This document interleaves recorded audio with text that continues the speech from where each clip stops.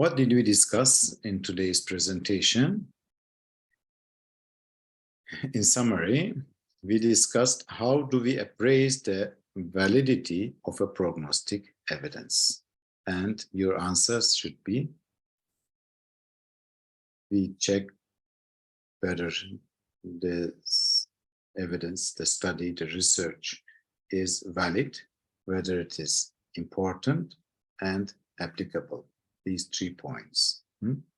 How do we decide if a valid evidence of a prognosis is important for clinical practice? What did we check for the importance? We checked the hazard ratio. And what else we checked? We checked the 95% confidence intervals of the hazard ratio and p-values together connected to this to see whether it is significant and whether the measurements are precise or not. Lastly, how do we decide if a valid and important evidence about prognosis is applicable into our own clinical practice?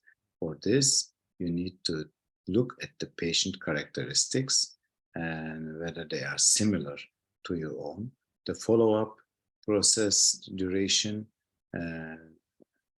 If they are similar to your own clinical practice, clinical context, then you safely can assure yourself to adopt the outcomes, the results, the suggestions from this research into your own setting.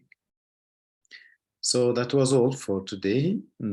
Thanks for watching and hope to meet you in my next presentations. Bye-bye.